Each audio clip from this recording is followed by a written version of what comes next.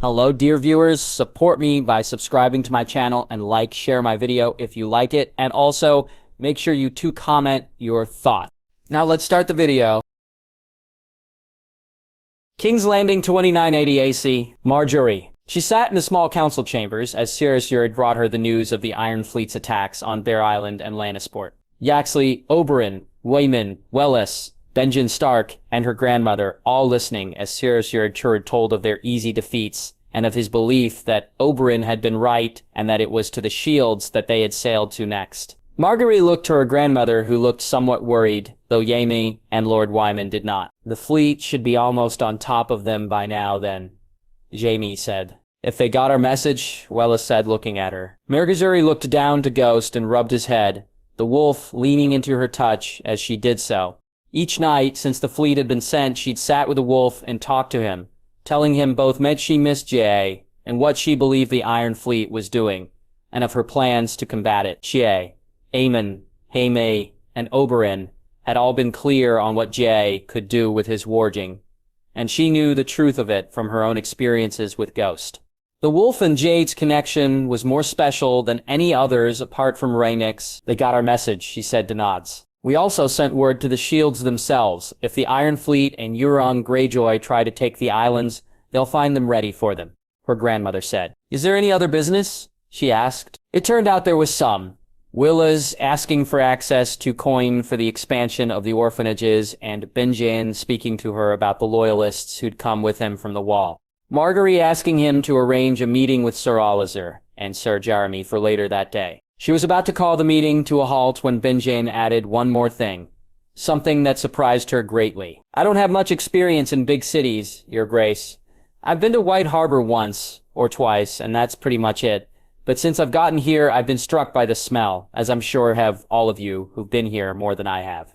Benjen said. We have, she said, nodding her agreement. Is there nothing that can be done? He asked. Prince Tyrion has come up with some plans, Lord Stark.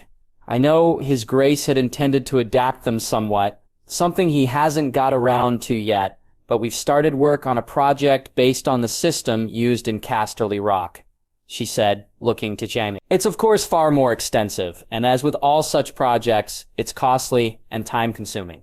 Perhaps it's time we began hiring more workers, Your Grace. Daenerys said, looking to her. Perhaps we should also hire some to clean the streets themselves. A temporary solution, but it would help somewhat, she said to Nods. Thank you, Lord Benjen, for bringing this to my attention. With the meeting done, she rose to her feet, as did everyone else, and then she walked to the door.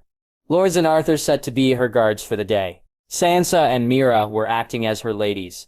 Marguerite's offer to Sansa to take some time after her mother's death had been politely refused. She saw the quick look and smile that Wellis gave her friend, and then they were walking through the Red Keep. Marguerite, for some reason, changing direction at the last moment and heading out to the sparring yards. It wasn't a place she visited much for the past few weeks. With Jay not sparring, there was no reason for her to. And yet, for some reason, today, she felt an urge to go there. Shaking her head when she couldn't decide why that was, they walked out onto the balcony, and soon enough, she was standing looking down at the spars beneath her. She smiled when she saw Arya Stark, sparring with Lyanna Mormont and the two second youngest of Oberyn's daughters. The four girls had built up a friendship of sorts with each of them, keener to spar than embroider or do a more ladylike pursuit. She had found herself concerned at how the Starks had thought about her ruling, the younger ones in particular. Arya, it seemed, had taken to the yard, and that the girl was just like Jane. In this regard was no great surprise. Her husband, too, had always used sparring to clear a troubled mind. Marguerite looked to Ghost and saw the reason why she had come here far more clearly now. Her time with the wolf had forged a bond between them, and while it was nothing like the one Jay had, it was a strange and wondrous thing all the same. At times she felt as if she knew what the wolf wished for. It was as if she could sense his moods and wants, and Ghost had wanted to come and see how Arya was doing. The same, sir, she said softly, and her friend moved closer to her. Your Grace, your family, Sansa. I know you don't wish to speak of this, and perhaps especially not with me. But Rob, your father, Arya, what happened? You're dealing with it the best you can, she asked, turning to her not as the queen, but as a concerned friend. We are, Your Grace. Sansa said, both of them then looking to see Agia laugh as she beat Obella. If you? she began, only for Sansa to shake her head. We each have our own way of coming to terms with it, Your Grace, Lord Jack spars. As you can see, my brother spends time with his betrothed and plans his wedding, and my father concentrates on our new brother and ensuring he and Elle are well, Sansa said. And you? I have my duties in Fang and Willis, Sansa said with the briefest of smiles as Margaery nodded. Very well, Sansa, she said. It was clear it wasn't going to be her that her friend opened up to, and she felt just a little sad about that. She was about to turn and walk away when she heard a voice and saw both Sansa and Mira frown.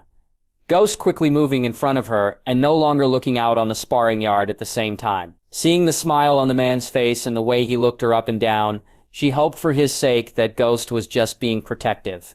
If her husband was actually in his wolf today, then Lord Harold was walking on very thin ice, given how he dared to look at her.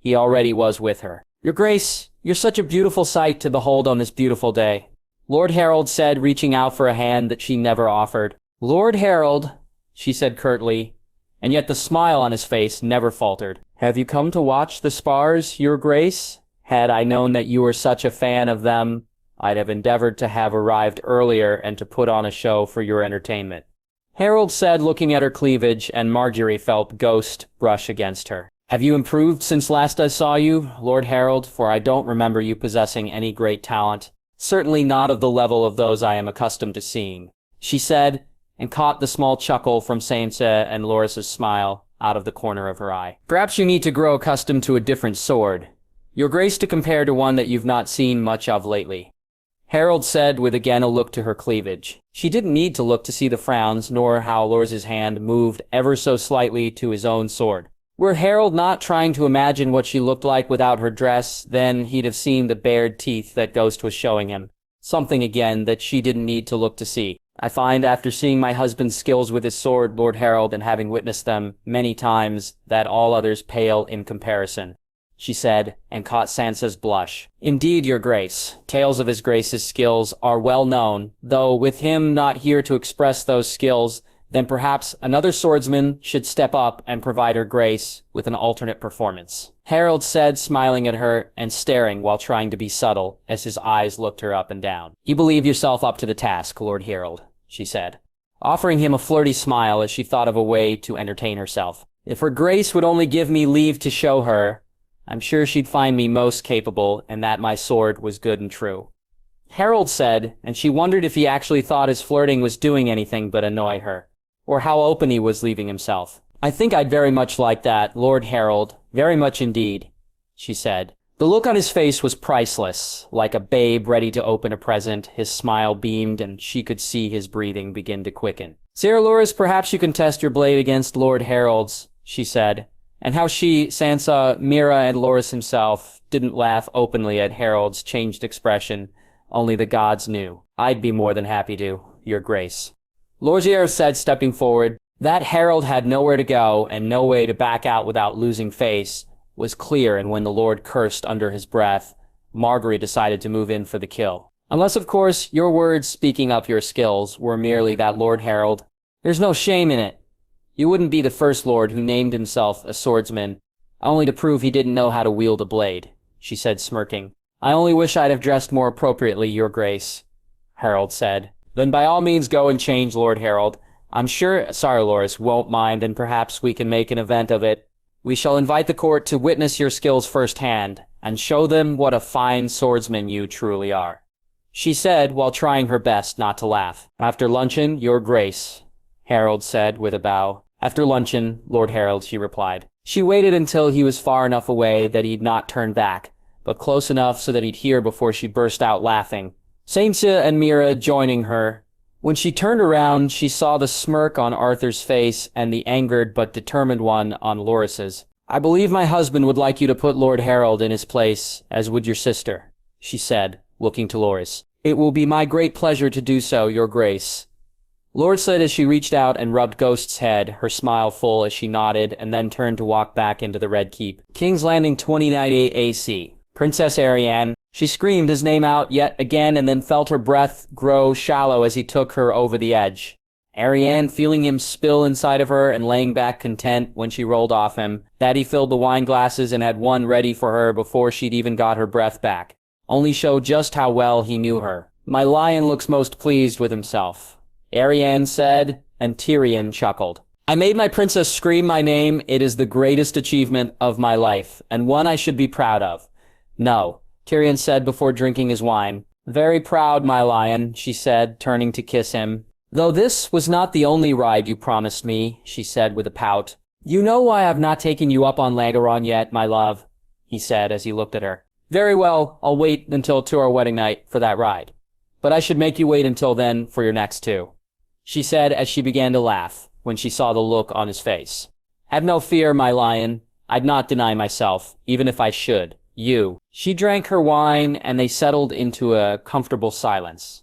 It wasn't that they had nothing to speak of or that they were avoiding speaking on certain issues. Arianne had found that Tyrion was an open book when it came to her and she to him. No subject was taboo or unexplored, and she'd told him and him her things that neither would share with anyone else. Her betrothed, though, was a thinker, a planner, and she herself had many plans for their future too. That they both seemed to do their best thinking once they'd exhausted themselves after making love, only proving just how compatible they truly were. When sleep had come, she couldn't tell, only that she awoke alone the next morning. Tyrion, having as was his wont, had left a note on the table to explain his absence. She smiled when she read it before getting up and calling for a bath. Arianne soon laying in the warm water and allowing it to soothe her stiff bones and muscles. It was always the same when she awoke after a long night. Her body, be it from Tyrion's ministrations or how she slept afterward, always seemed in need of a warm bath before she could face the day. What a day it would be, too. The final fittings for her dress and the last steps of organizing her return to Dorne. Her time away from home was soon at an end. She hoped Tyrion would join her, but until they knew of the Ironborn and the king, she knew he'd not be able to. Arianne not looking forward to them spending time apart as she'd gotten used to the comforting feeling of his body beside her in the bed. Stepping out of the bath, she allowed the maids to dress her and fix her hair, and then walked down the hall to Oberyn's more than ready to break her fast. "I told you, right on time," Naim said as she strolled into the room.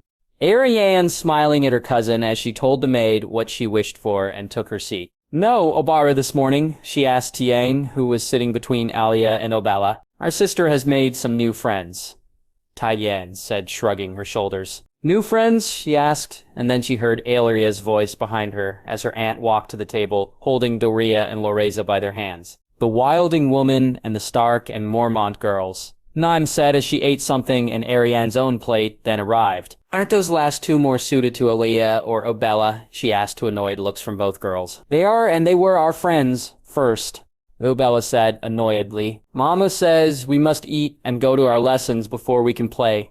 "Bella, you know this?" Yolai said. "Indeed, she knows it well," Ilaria said, kissing her on the cheek before she took her own seat with her two youngest cousins on either side of her. They ate and laughed as Abella tried in vain to get out of her lessons so that she and Akia could go spar. Ilaria not caring when Abella told her that Arya Stark had no lessons to go to, and so neither should she. That Arianne understood the reason why the girl had been allowed to do what she wished was of no great comfort to Abella, who just thought it all so very unfair. When the girls were finished eating, they, their youngest sisters, and Eladia all went to their lessons regardless, and Arianne was left alone with both Naim and Tyenn. "Is the fitting before or after lunch?" Naim asked. "Before, I've to meet with Lord Manderley for lunch to discuss future trade for Dawn," she said. "Dull, boring trade? Gods, I'm so glad I'm not a princess," Tyenn said with a smirk. "At least you'll eat well, cousin, in your boring and dull meeting," Naim said as Arianne chuckled. It was true, the one thing you were guaranteed was a good lunch if you met with Lord Wyman. She spent the next few hours being poked and prodded with pins as the dress went through its final fitting. Arianne almost seeing it as it would be on the day that she wore it while walking down the aisle. Her meeting with Lord Wyman went far better than she could have hoped. The new trading routes in the east were to be open to all, and Dornish goods already sold well in Essos as it was. Still, more coin would only cement her popularity among the lords of Dorne, a popularity that was ever growing, especially amongst the newest lords. They'd lost so many, and so together with Oberyn she'd poured over lists, second sons, cousins, even distant ones now placed in charge of keeps and lands. The blood royals were finally gone completely, as were the wiles. Two of her most troublesome bannermen no longer in a position to cause her any trouble. She hoped they liked their new life at the Wall, though thinking of that cold and unforgiving place brought thoughts of her brother to her mind. Arianne resolving to speak to Benjen Stark and the Wilding to find out what life was truly like there. They could tell her if there was some way that she could at least make it more comfortable for those from Dorne who'd been sentenced to it. "My niece looks troubled," Oberyn said as he walked into her room. Arianne sitting alone at her desk with papers half-written and unsigned in front of her. "Thoughts of the future and of the past, Uncle. Is there some news from the war?" she asked, wondering why he'd come to her. Not that she didn't welcome his visit. "Not since we got news from Lannisport and the North," Oberyn said, taking a seat and pouring himself a glass of wine, Arianne shaking her head when he offered to pour her one. "You believe they dare attack Dorne?" she asked. And Oberyn laughed. Greyjoy would not be so foolhardy. Besides, there are more interesting targets long before his fleet would ever reach our shores. "But we're ready?" she asked, a little worried. "We're ready. Now, what is it that truly troubles my niece so?" She took a moment and reached over to her own glass, water not wine, and she swallowed it down. "I must return to Dorne, and yet I do not wish to do so alone," she said as she looked to him. "Tyrion?" he asked. "Not just he, all of you. I shall be the only one there, Uncle. Father Quentin are both gone, and Trystane is still but a boy. You, Eloria, my cousins," she said, and Oberyn got up from his seat and walked to her, kneeling down and taking her hands in his own. "Do you really think that my children would let you prepare for your wedding alone, Ari, that I would allow them so?" he asked, and she looked at him. "But you, here! Anir will be the same today, tomorrow, or a week from now. My niece is to be wed, and my girls and my love will see that the wedding exceeds even her own dreams of such," Oberyn said with a smile. She hugged him tightly and thanked him only for Oberyn to chide her and say that she was his niece, his princess, and his blood. She of all people owed him no thanks. They ate dinner as a family that night, Ellaria annoyed with Oberyn for ruining the surprise, and Mimina Tyen speaking of their return openly now that the secret of it was use. By the time she reached her rooms that night, she was almost walking on air. Arianne smiling when she saw Tyrion waiting for her. "Did my princess have a good day?" Tyrion asked before he kissed her. "A very good day, my lion," she said as she began to undress. The Battle of the Shield Islands, 2098 AC. Jaime Lannister. The fleet had split in two once the ships had joined them outside Old Town. Lord Montfort and his brother Orany Waters were in charge of the fleet, ostensibly, and yet it was him and Lord Paxter Redwine who provided the bulk of the ships. That he had given the Lion's Mane to serve as Montfort's flagship was a concession he had made to the king and to Jaime.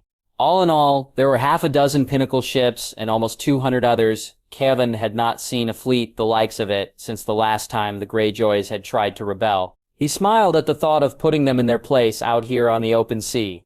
It had been something that was denied to him after they'd burned the fleet at Lannisport, and while he'd taken his vengeance out on them on their pile of rocks for that, he was owed a larger debt by them, too. Were it not for the Ironborn then, Tywin would be alive today.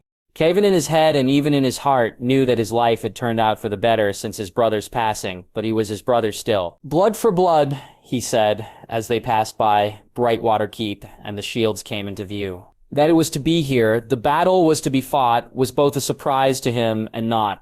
He'd left King's Landing after discussing things with Jaime, and with Montfort, and the Master of Ships had suggested it would be at the shields they'd find the Iron Fleet attacking. Kevin himself felt more certain that the Ironborn would attempt to attack Lannisport, Casterly Rock, or maybe even Old Town. It had made no difference to their route. Wherever they attacked their own fleet would first need to join up with Paxter's near Old Town, and then sail on, and so that was what they did. When he saw the ships come into view, he readied to give the orders before laughing loudly. Not only had Montfort been proved right, but the damn bird had known too. Kevin hoping it was full of corn as it was well-deserved. He'd done as they asked and brought it with him. Kept it in his cabin, and its cage open during his meetings, and for days the bird had eaten and shat and done nothing else. Then one evening, as he walked back down to his cabin, he heard the thing squawking and he rushed in through the doors to find it on his table. Try as he might to shoo it away, it had refused to leave, and he'd looked on as the bird had pecked its way through his map. The Shield Islands pecked away, and the bird looking at him when he noticed. "The shields?" he asked, and the bird squawked loudly. It was a strange world that he had found himself living in. He'd supported a boy he and others had believed to be a bastard, but was really a dragon in disguise, supported him all the way to the throne. He'd become friends with the Northmen so completely and true that they were to join their houses in the future. Over the years, he'd begun to build himself a seat that would rival any in Westeros, and had built ships, the likes of which no one had seen before. Together with Wyman, they'd built up a trading route that was the biggest in the known world, and he was now a lord and admiral of his very own fleet. He supposed listening to and taking orders from birds was no great stretch after all of that. "Fire," he shouted as he smiled at the thoughts of avenging his brother and serving his king.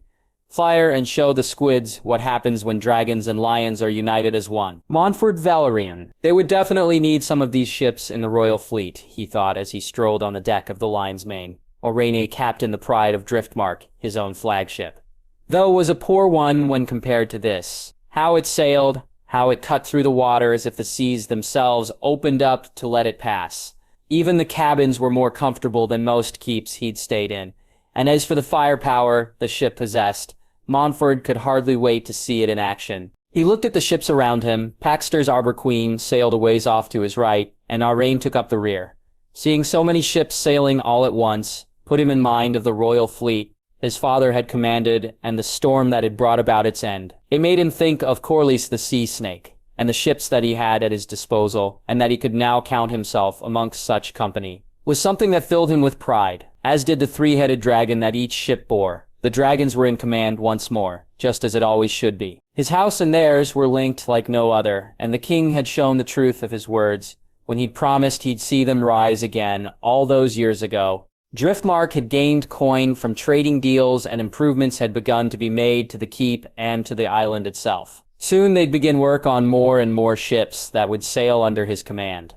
Now finally he had a true chance to prove his worth and show that the role he was given was one that he deserved. Montfort had not really had a chance to do so during the war, his king having no true need of him or the other lords of the Narrow Sea. It was why, unlike Kevin, Paxter, and even Arrayne, he cared not that the dragons weren't flying over their heads. They and others had their glory. It was time for Montfort to finally know some of his own. "Lord Paxter, my lord," Lucien said, handing him the Mirish eye. "Let's see what our Lord of Grapes wants, shall we?" he said, taking it from his first mate. Looking through the eye, he saw Paxter signal that they'd spotted the Iron Fleet, Montfort having Lucien signal back that he'd got the message, and then turning to look at the shields in front of them. They'd sailed far wider of the shields than he normally would, all so they could come in unseen from the west.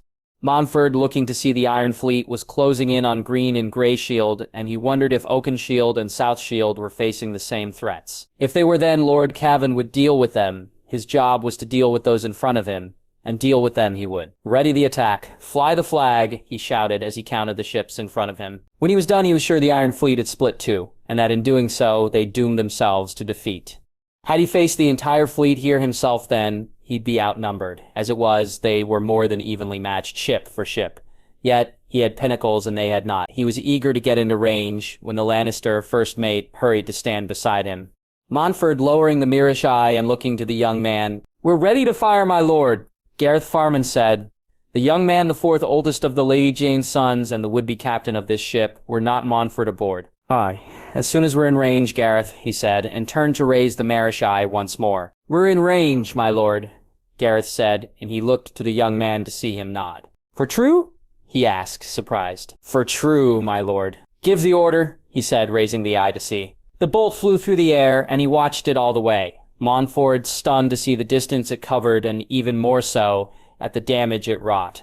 It simply crashed through the hull of the Ironborn longship as if it was made of paper and not the hardest wood. The next bolt sinking the ship as more and more began to fly.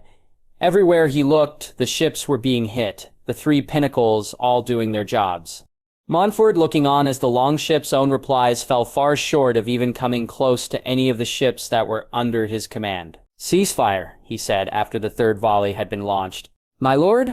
Gareth asked, confused. "It's not fair that we have all the fun, lad, and if we keep firing then the others will never get a shot off," he said with a laugh that Gareth quickly joined in with. When he saw the first balls of pitch come his way, he wondered if he was making a mistake, but they still fell short.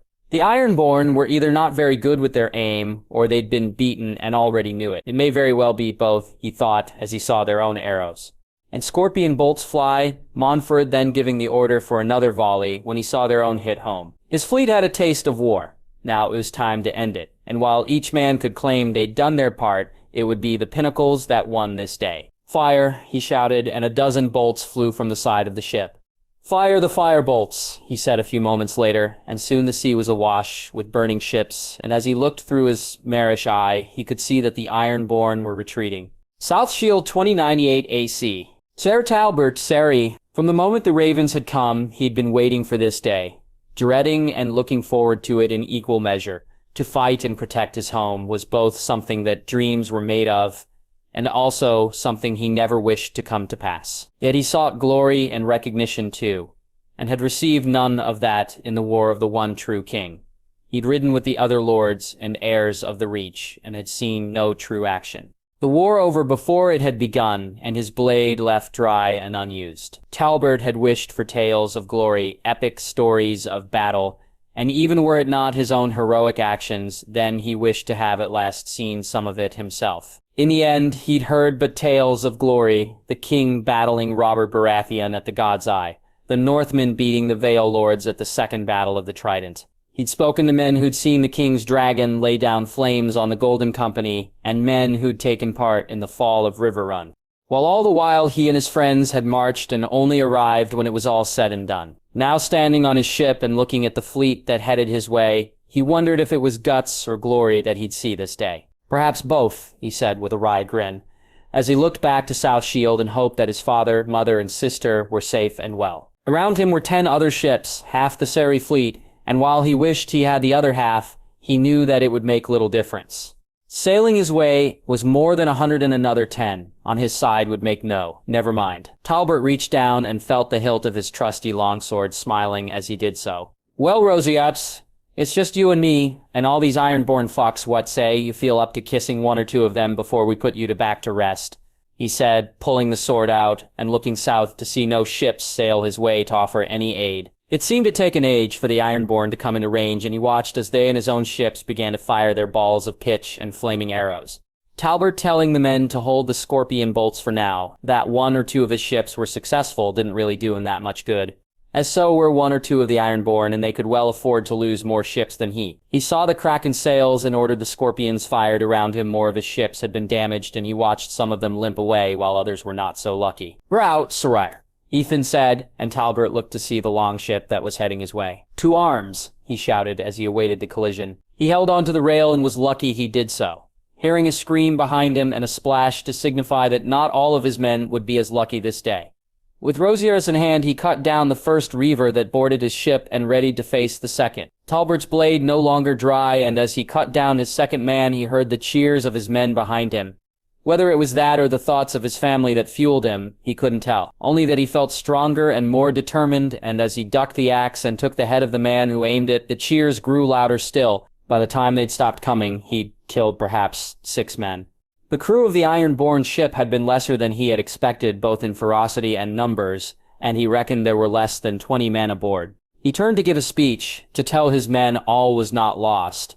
And as he did so, he saw the cheers hadn't been for him, as he had thought. The fleet had arrived, and the Ironborn were now outnumbered. Talbot, seeing those large Lannister ships bearing the grapes of red wine and the 3-headed dragon flying high. Yet it was the sight of the 10 ships bearing his house's sigil that brought a smile to his face. That, and looking to see the beach of South Shield still untainted by the presence of squids. "For South Shield," he shouted as he raised Roselips to the air. "For South Shield," the shouts rang back. The silence. Euron Greyjoy. Carnage. Bloodshed. Chaos. It was glorious in its horror, and he stood on the bow of the silence and reveled in it.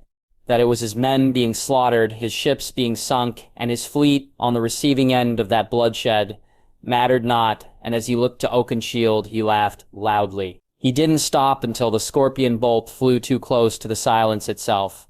Euron then moving to see who had dared fire upon a god. He'd seen the pinnacle ships before, never at this range, though, and never firing at him and his ship, and he was beginning to think that what he had said to Victarion wasn't so smart after all.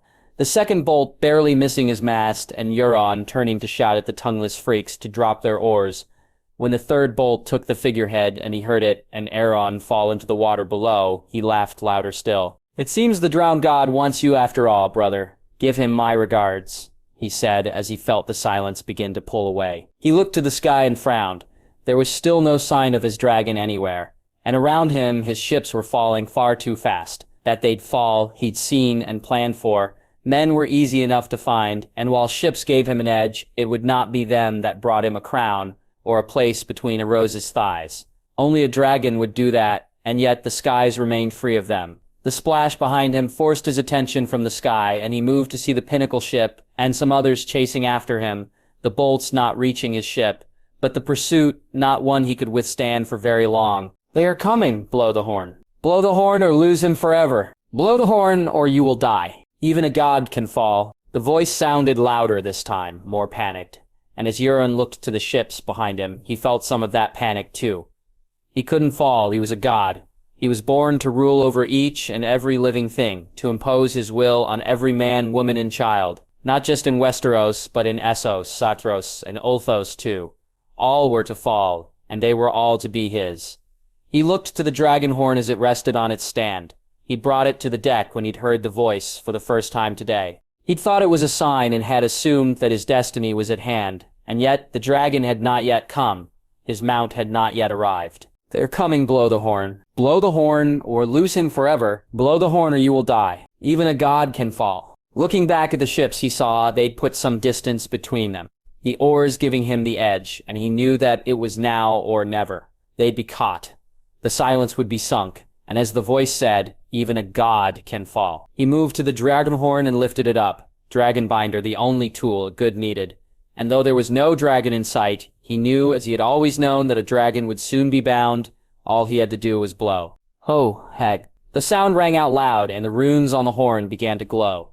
Euron, feeling the power course through him, the fire within him began to burn. Then as the dragon binder fell to the ground, and as Euron fell to his knees, as the blood flowed from his eye, he began to scream, and the world faded from view. As darkness descended, the silence. He stood up and wiped his eye, the blood on his hands looking different to him, as did the deck of the ship, and it took him some time to realize why that was. Bending down, he picked the dragon horn up and placed it carefully on its stand as he looked around. In the distance, he could see the fires as ships burned, and the battle was brought to its inevitable close. Raising his hands to the air, he smiled when he felt the wind die down, and he turned to order the ship to sail to the west. It was time for them to leave this place, and all other directions were lost to him for now. Walking to the stern of the ship, he looked as the pinnacle and the others fell back, just as he had known they would, and soon enough they were gone from his view. Not that he really cared, he'd see them all soon enough. Only when he did so again, it would be atop a dragon's back. He tapped the breastplate and felt the Valyrian steel and bent down to pick up the axe, and saw it was made from the same substance. A welcome gift, as were the others he'd sent Euron to fetch for him over the years. For many years he'd seen many things and made many plans. Some had worked, some had failed, some had been contingencies, and some merely steps to larger ones, not yet carried out. Euron had started out as being a means to an end. In time he'd have brought him to him when he was king, brought him, and taken the things he'd sent him to fetch for him. He'd have jumped from the body of a crippled boy into the body of a pirate. He would have had him blow the horn and bind a dragon to him, little knowing that only a dragon can bind a dragon. Rindon would have taken him for his vessel, and lived until it was time to jump again, and though he may not have lived as a king in the old world once he had, he'd have lived all the same. Now, though, it would be different. His kin wouldn't even see him coming. Instead, he'd blind him to his each and every movement. And in the land of the blind, the man with one eye is king, he said, laughing, as he walked down the stairs and into the cabin below. Valyria 29-8 AC. Jaxley's Targaryen. He waited in the hall for what felt like hours, speaking to Rhaenys until she left him alone once more. That she was simply there one moment and faded away the next would in normal circumstances, and had already once today have had him shouting out her name. But he was starting to get used to it and to this place. The sounds he heard when he concentrated sounded like whispered conversations that he couldn't quite make out. Jadeseer drank his water and ate the last of his food, the bread, fruit, and meat not having lasted him as long as he had thought it would. The truth of things was that he wasn't even truly hungry, and he had only eaten out of habit and for something to do. As time stretched on, he looked around the hall and at the walls, the floor, and the ceiling itself, noticing for the first time just how different it looked to the Red Keep, Casterly Rock, or Winterfell. The stone was smoother, the joins where other stones were added to it seemed almost invisible to the eye. If he didn't know it wasn't possible, then he'd have sworn the entire hall had been carved from one single stone. Jaxley rubbing his fingers along the wall and searching for the joins to prove to himself that it was just a trick his eyes were playing on him. "Stone singers," a woman's voice said from behind him, and he turned to see an older silver-haired woman standing there, a woman he recognized and called out to. "Grandmother," he said, his voice loud but shaky, and the sound of it reverberating around the hall. "Jaxley," his grandmother said, smiling at him. He ran to her, grabbing her and embracing her, feeling her arms wrap around him as his head rested on her shoulder. When he finally moved to look at her, he had tears rolling down his cheek, which she wiped away with her thumbs. "Hi, grandmother." He felt her take his hand in her own and lead him from the hall. Jaxley gladly following with her as they walked silently. There were a million things he wished to say to her, and yet he found for some time that he had no words. Finally focusing on the only things he could think of, Viserys and Dany. "I tried, grandmother. I tried, Viz, I didn't think. I thought I had more time," he said, hoping she understood. "Hashiachies, my son was not your fault." Dany, she misses you, grandmother. She misses. I showed her. She saw. Was I wrong to let her see that? She needed to know how I felt, grandson, and that for me there was never a choice. It was to be her, always her, and I have not regretted anything other than I couldn't be with her. I've watched her, seen who she's become, and I'm so very proud of her. She and you are all I ever wished for," his grandmother said as they walked down some stairs and into another large room. Jane looked more at her than he did at the room they entered. His grandmother looked older than she had when he'd seen her in the glass candles, which was strange to him, and yet not at the same time. It took him a moment to make sense of her words, and when he did, it raised even more questions. Ones this time he knew he had to ask. "You saw Dean C.A., he asked as the door closed behind them. "I saw you both, Viserys, too. We could always see you, Jaehaerys. That is our curse in a way. To see and not be able to touch, to speak, to reach out and hold you when you cry or are scared," she said, her voice sad, and yet she smiled when he squeezed her hand. "Here? How come you can hear?" he asked before an idea struck him. "Dany, I can bring her here. To you. You could." "She could," he said excitedly, only for the look on his grandmother's face to make it clear there was a problem. "It can only be you, Jaehaerys. Were Daenerys to set foot in this place, then she, like Echira, would suffer greatly. Only you can walk these lands," his grandmother said. "Why?" "Because only you possess the magic to do so, my son," he heard a woman say from behind him. He turned quickly to see her tanned skin and long dark hair, her dark eyes so reminiscent of her brother's. Yet she looked as fit and vital as she had each time he dreamt of her or had seen a vision of her. Jade didn't say any words and embraced her as warmly as she did him. This woman who'd named him her son, despite him not being her blood. "Jaxley," he said softly. "Jaxley," she said, moving him from her so she could look at his face, her hands on either of his cheeks as she stared at him and took his features in. "I read your letter," he said, looking to the ground. "I meant those words with all of my heart. You are my son, Jaehaerys. As sure as if I birthed you myself, you are my children's brother, the blood of my blood. Eloi, Eloi." Eloi said, smiling. "Rhaegar was here," he said, looking around frantically. "Rhaegar," he called out, only for to shush him. "I've seen my daughter. I'd now like to spend some time with my son, if he'd let me." Elia said, and he nodded. Together with his grandmother, one on either side of him, and Jag, holding on to each of their arms, they walked into rooms and down some stairs. Jag not paying attention to the fact they were going deeper and deeper into the building itself. He listened as Adia told tales of chasing after Rhaegar and Balerion, as his grandmother spoke of what his father was like as a boy. Jay laughing at the scrapes and adventures he got into, and then at Elia as she told tales of growing up in Dorne. He then found himself to be in what felt like a temple of some sort, an altar or what he assumed to be one in front of him, and the walls depicting images of who his grandmother told him were the Valyrian gods. Urks, Yaxakirks, Balerion. Corexes, Geli, Fox, Millies, Shrikos, Shriks, Tiserian, Turixes, Vermax, Vermithor, Rhaegar, the 14 Flames, grandson, his grandmother said. It was they who gave the 40 the power to absorb the magic of this place. They who allowed it to strengthen and not destroy those that shared in it. For mark my words, Jacaerys, magic can and does destroy. It corrupts. It questions. It seeks out the darkest parts of your soul, and the more of it you possess, the more darkness you're capable of. You've felt this, have you not? Succumb to it even, Elia said. Vengeance is not yours to give, Jaime Targaryen. You are but a man, albeit a powerful one, a strong one, true, but a man all the same. Justice is the way of the righteous. Vengeance is a dark path for a normal man to take. For one who possesses the gifts you do, it's even darker, Enia said. Doran, he asked, and saw Oyaxia nod.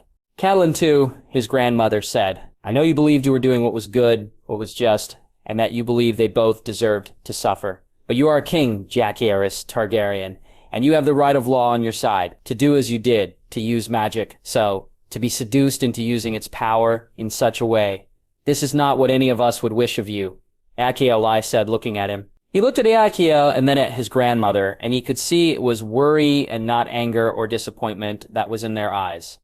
Jake, glad enough to see that, as shamed as he was starting to feel, he didn't know if he could have taken them, adding to it. He tortured Doran and Catelyn too, and had thought the voice that called out to him and told him to do so was right. And so he'd listened to that voice and did what it bid. Their minds had become playgrounds to him, and even here in this place, he'd played with her right to the end. The idea of her losing her head and that being the end of her suffering was much better than she deserved, the voice had said, and he'd listened and ensured that she'd suffered right to the end. You saw, Jacaerys. You felt what it was like, too. Esliel said, looking at him. Hodor. Myself? He asked, and she nodded. Next time, you'll be ready. Yulia said, her voice feeling far away. You'll need to be, his grandmother said, as Jake turned and both were gone. Jay now alone once more as he looked around the room. He wasn't to be left alone for very long as he heard the harp and began to move towards the sound.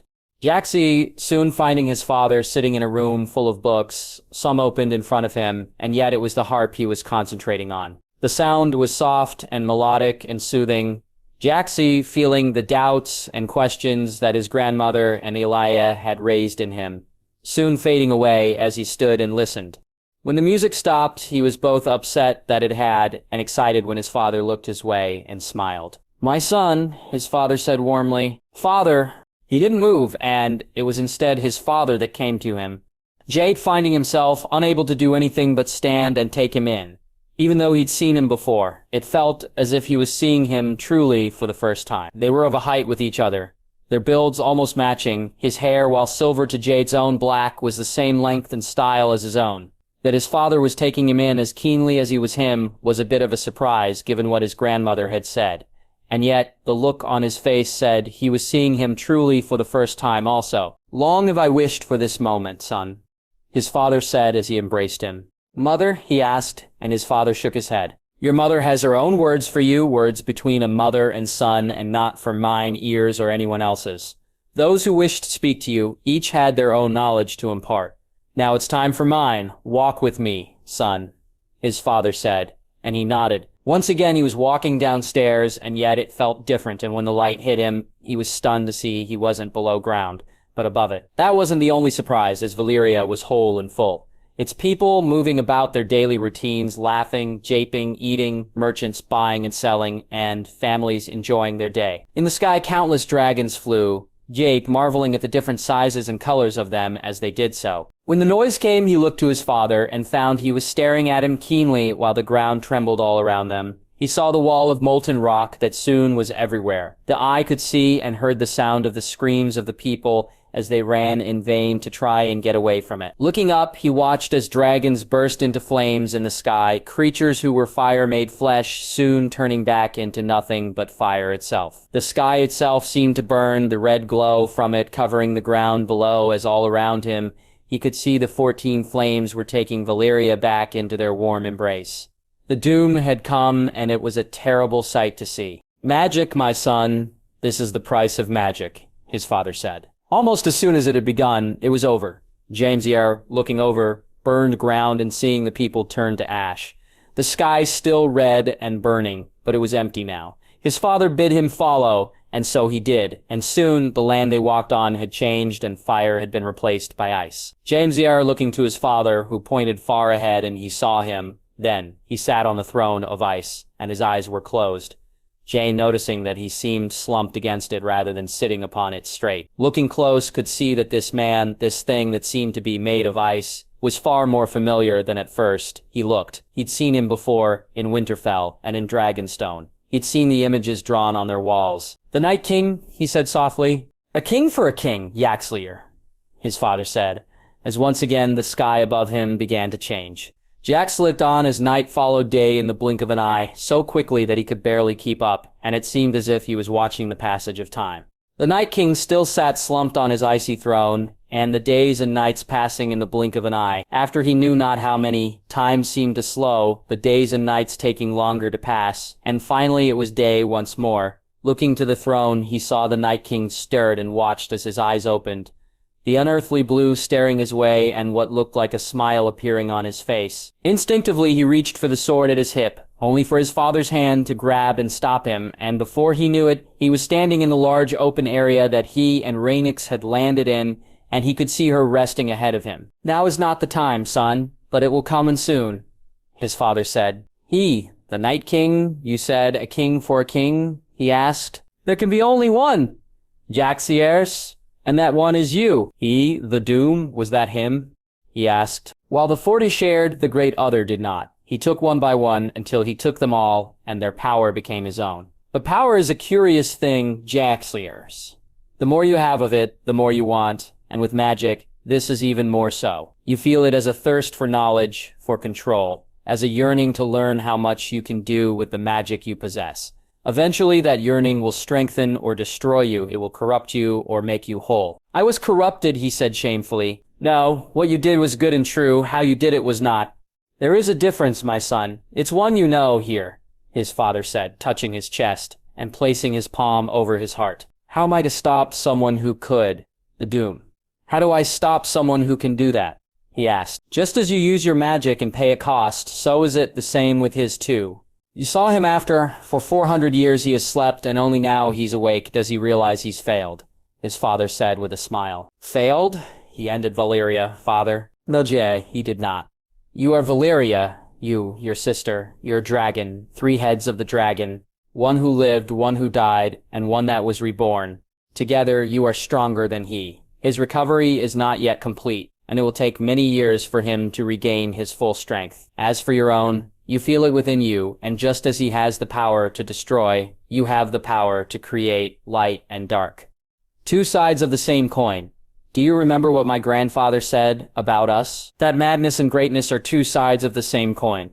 That every time a new Targaryen is born, the gods toss the coin in the air and the world holds its breath to see how it will land, he said. With you, my son, the world and I have never needed to hold our breaths, his father said, smiling beamingly at him. Valyria 29 ITAT. Yaxois Targaryen. He sat and spoke to his father, listening as he told tales of his life that J.U. was sure not even Arthur had heard before.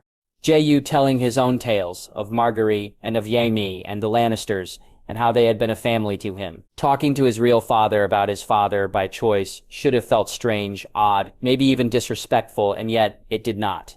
It actually felt right, and his father seemed to appreciate hearing all that Jaime had done for him, speaking to him when he was done, and telling him to thank Jaime and Arthur when he returned. When he spoke of Aemon, Shira, Tyrion, and Dany, his father was surprised and not. JD, finding out that were limits to what they had seen of his life, that Rhaenys didn't appear once, or that Rhaenys didn't awaken at all during their talk, was explained to him, and Jay felt relieved to know that she too was spending time with their family and would be with his father once he left him alone. Something he did eventually, Jay saying his goodbyes and doing his best to keep his tears at bay. There was something he managed to do for only a few moments after his father had left. "Mother," he called out when he saw the shape emerge from behind Ramesex. "Mother," he called a little later as he looked at her through tear-filled eyes. "Jaxley Ace," she said, smiling at him. She barely got the words out of her mouth. Gia moving to her, and almost lifting her from the ground in his exuberance, hearing his mother's laughter as he held her tight.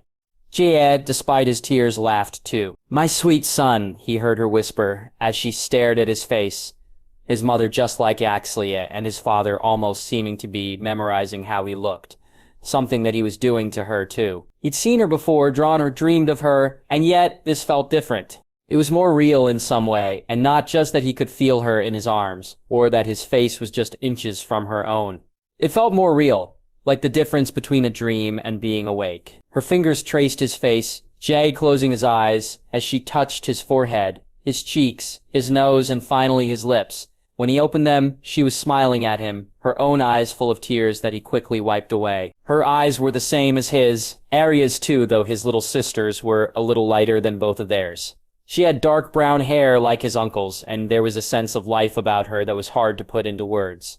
Over the years, he'd heard tales from his uncle Ned and Benjen, from Nan and others at Winterfell. Even from people who knew her briefly like Sir Richard or who'd spent more time with her like Sir Arthur. He'd heard her described as beautiful, fierce, strong, and determined. Howland had spoken of her bravery and fearlessness and said that she most resembled Arya. For Jay, standing there looking at her, while he could see that, all of that, there was this sense of something else about her, and it took him some time to figure out what that was. She was like Marguerite, even more so than Arya or anyone else, and he wondered if that was why he'd fallen for his wife. They looked nothing alike and were as different as night and day in terms of the things they enjoyed. But there was this. He couldn't quite find the right word. It was more than strength or determination. It was just a sense of something that he got from looking at her and one that he'd only ever gotten from looking at his wife. "It's love, son," she said, kissing his cheek as Jay looked at her, shocked. "How?" he asked, not able to finish the sentence as he wondered how she knew what he was thinking. "I've seen you with her, James," he asked. "She loves you with all her heart, as do I. It's full and unconditional and rare. I felt it with your father, and as a mother, I have it for you, my son." His mother said, smiling, "How come I can't see it with others?" "Surely I'm not the only one to know that kind of love," he asked, and she laughed, the sound of it soon making him laugh too, though he knew not why he was doing so. "While it's rare, it's not unknown, but why would you notice it in someone else? It's not for you to know their hearts, only your own," his mother said, taking his hand and leading him away from the open space that Rhaegar lay sleeping in. "You were happy, you and father?" he asked. It was a question he'd asked his father, one he'd asked almost everyone who'd known them both, other than those who had worked against them. "Very much so, just as my son is with his own love," she said, and that final piece of doubt that he'd carried so deep inside him, the one he'd thought gone, finally was. His mother led him to a small pool with a weirwood tree beside it. Jack stunned to see one here and reaching out to touch it and see if it was real. The bark of the tree, feeling rough on his fingers as his mother bid him sit on one of the large rocks nearest the pool. "I thought they only grew in Westeros," he said as he looked at the red leaves on the tree. "They usually do. But there is magic in those trees, Jaxies, and this is a place of magic. That is the only one that survived the doom." His mother said, "The last sapling of what was once a forest of them. What is this place? Truly, how are you here? Why are you here?" he asked, as his mother laughed once more. "Such an inquisitive mind you have, and so like your father." "Am I?" he asked, and saw her nod. "Oh, not in temperament, though Rhaegar did change after Harrenhal. But in other ways, you and he are as one. In how you feel, how much you care, how you think, and the decisions you make. You are your father's son, in more ways than one. My son." "And my mother's," he said, and his mother smiled even more broadly. "And your mother's," she said. They sat in silence for a few moments, Jade feeling the breeze on his face and hearing the rustling of the leaves. His mother just sitting and watching him as he leaned his head back and looked to the sky. The shapes of the clouds above reminding him of the dragons that once called it their home. "There are things you need to see, Jaxliers. Things that you need to know. I wish we had more time together, but for now, this is all we are to be given."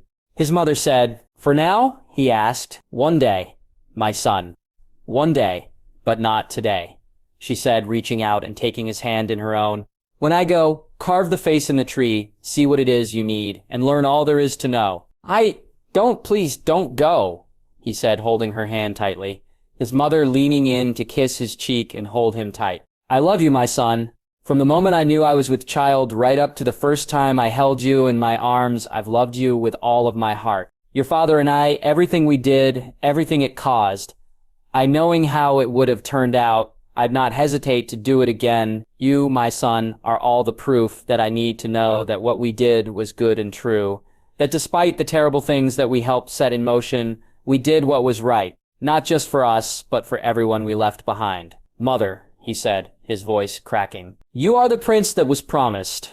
Our song of ice and fire. One day you'll sing that song, Jaxier, and it will be the sweetest sound this world has ever heard. My heart is full knowing that to be true, knowing that you live and breathe and are happy. My heart is full and I could wish for no more than that, she said, and as he nodded and closed his eyes, she faded away. How long he sat there after she had gone, he didn't know, only that he felt it to be hours. It took him some more time to move even when he decided to, and when he did, it was to rise to his feet and move to the weirwood tree. He pulled Dark Sister out and began to carve the face in the bark of the tree. After working for some time before he moved back and sat down to look at the face he'd given it. Dark Sister's blade was covered in the red sap, making it look as if it had been about its deadly work. Yet the face that stared back at him was one he'd seen once before. Jay smiling as he looked at it. The laughing tree, he said as he began to laugh loudly. King's Landing 2098 AC. Lucius! He warmed up and loosened his muscles, the sword not being swung, and the exercises ones that he'd been doing for more years than he could count. That Barristan, Arthur, and the other Kingsguard all did the same, ones only showing where Jaime had learned them from. Lessons he'd then passed on to him, and to Jay, and they had to Brienne, Martin, Willem, and others over the years.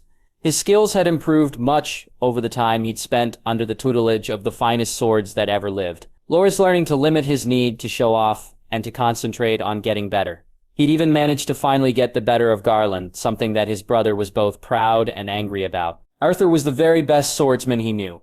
Jaime next, and Jay he believed to be almost on a par with their mentor. Barristan, despite his age, still had the skills and technique to make up for any slowdown that may have occurred in his movements. After that, if Loras wasn't next, then he'd not yet met the person who was better.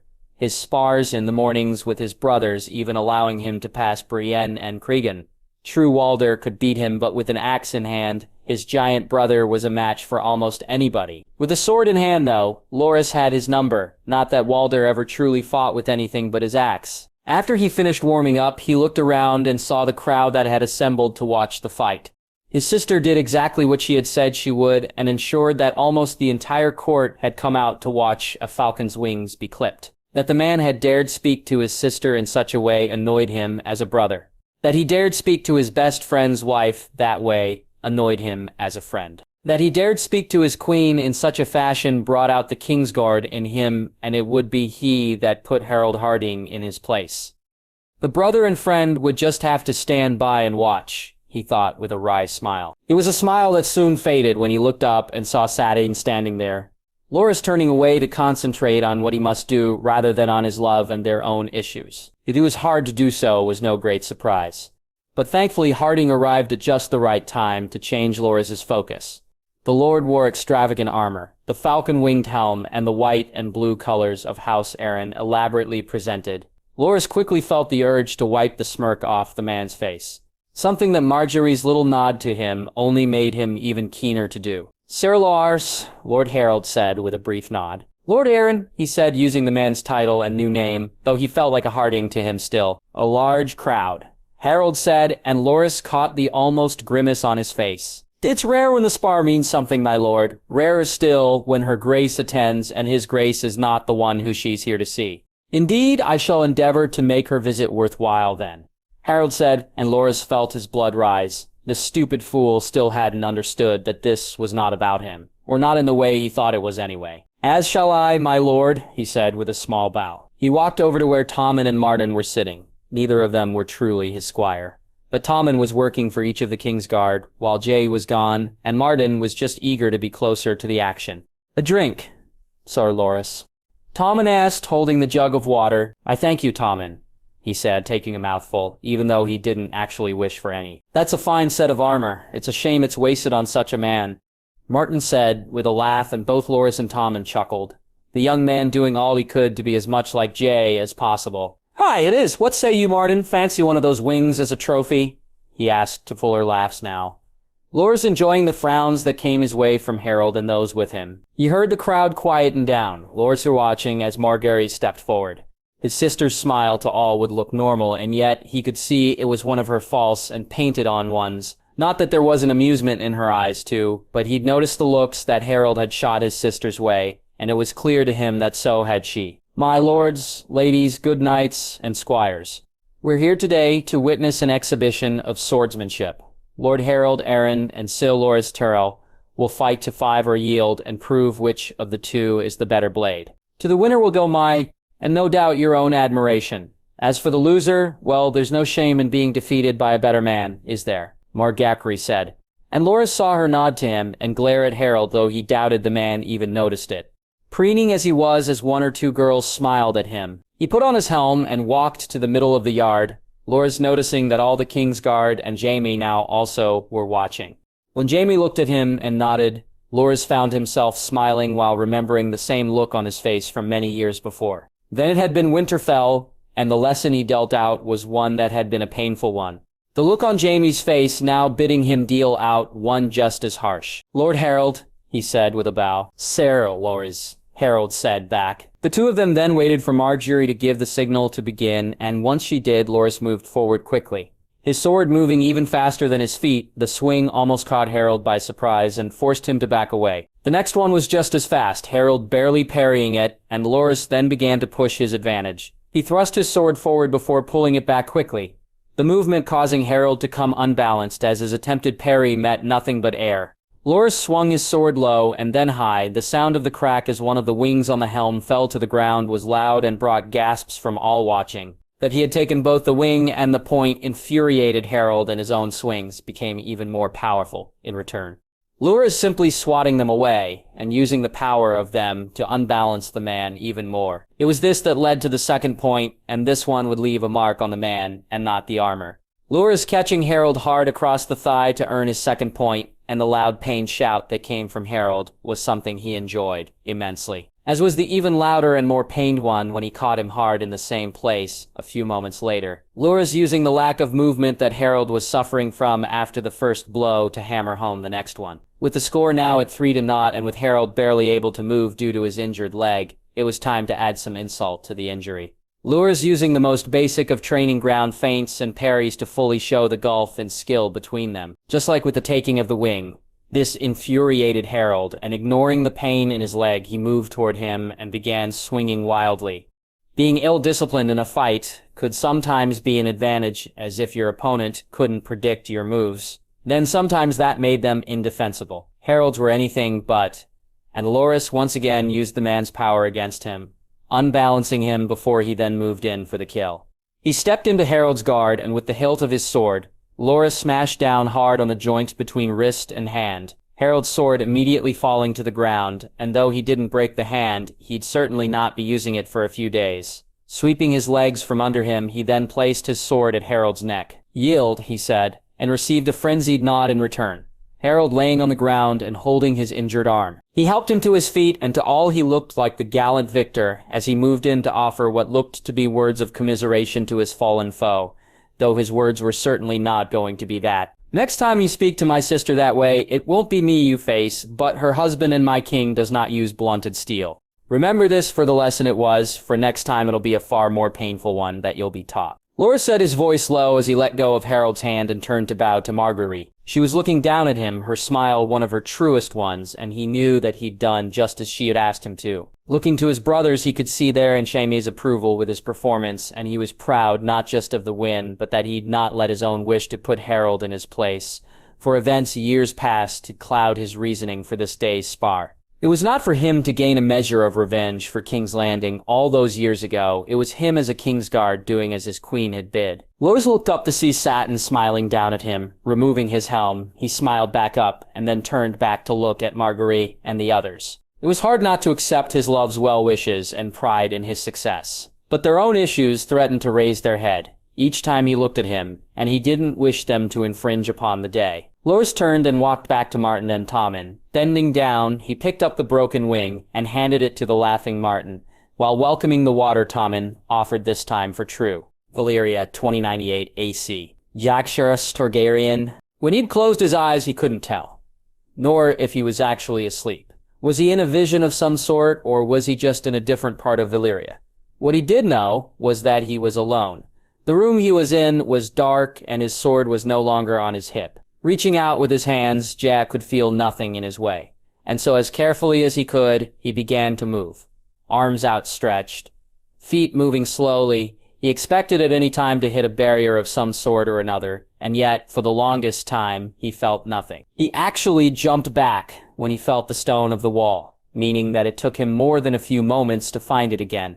Jaxley rubbing his hands all around it as if by some piece of providence. This would lead him to a handle or opening of some sort. Instead, all he felt was smooth rock, and as he began to move along it, he wondered if it would ever end. Time began to lose meaning to him. The darkness, the fact the wall was smooth and had no joins, making it all feel exactly the same as the piece he just left, all combining to make it feel endless. Had he not heard the sound of the singing, then he wouldn't even have known if he was moving forward or back. Jay immediately focusing on it, moving towards it, and then finally seeing the light in front of him. He moved to it and soon was shielding his eyes from the light. When he was finally able to focus, what he saw had him sure that he was dreaming still. He was facing out, looking over a bay and standing atop a cliff. Around him, a group of men stood watching on as a lone man sang a song, though it wasn't the men or even the song that Jay focused on. Instead, it was the stones that were shaping themselves into what looked like the beginnings of a keep. Jaxley looked on amazed as they bent, twisted, and stretched, and as more stones began to do likewise. The men all watching, as did he, as the lone man sung his song, and only when he stopped did the stones stop moving and changing too. As soon as he did, it was a different bay and cliff that Jaxley then found himself on. This one far more familiar to him, and yet as he looked around, Dragonstone was nowhere to be seen. He heard the song again, only this time it was louder and he could make out some of the words, the language clearer than their meaning. Manthir Dagon, Abud Yagon. Sagon Asma, build, bend, be born. Zaldri Zoti Issei Durites, dragons in stone. The shape soon took form. Jay watching as a dragon was formed out of rock, and as the first pieces of dragonstone were sung into existence. From there, he stood at the high tower, Winterfell, and finally at the wall itself. Jay looking on as in each place, a man sang and stones, ice, and rocks were bent into shape. When next he looked, he was standing in a field of ice, and he watched as the Night King, too, began to sing. As around them ice cracked and trees fell while birds dropped from the sky. His song is much different than the one you must sing. A voice said from behind him, and he turned to see Daenerys standing there looking at him. As he did, he found himself back in Valyria once more. Jax looking on as children sang and rocks began to move, as some stone bent and broke and others were turned into elaborate shapes. The children who sang those songs were soon moved to one side and taken away while the others were kept in the same place. Stone singers, Daenerys said. Only those with enough magic can sing stone, and not even I was able to do so, she said as she pointed to a girl who held a stone in her hand and whose tears fell down her cheeks. She bid him walk with her, and he did. Jaxley listening as she told him that each of the 40 had magic that presented itself in very different ways, be it in the control of dragons or the making of Valyrian steel, in the singing of stone or other darker and far more twisted things. Daenerys telling him just as Elia and Rhaegar had, that magic can corrupt and will often try to. Your own magic, it was dreams, he asked, and she nodded. It was more than that. I didn't just see the future, James Harris, just like with the stone singers and their rocks. I bent it to my will, Daenerys said. Your will, my will, and the will of the gods. I don't understand, he said, looking to her, and she smiled. And yet only you can, she said while bidding her follow her still. She showed him the Targaryen palace and her room, Daenerys sleeping in the bed and thrashing and turning while both he and her, or this her, looked on. He watched as the girl awoke and began writing, and as she read the words she wrote and then began writing notes, then and only then did she write in the journal itself. You're changing it? What you saw, you're changing it, aren't you? He asked. I'm doing my god's work, Jack Yaris, as are you, she said, and then they were back on Dragonstone once more. Jay watched as news came in about the doom, and the younger Daenerys smiled before she walked back to her room. Jay following behind her as her older self left him alone.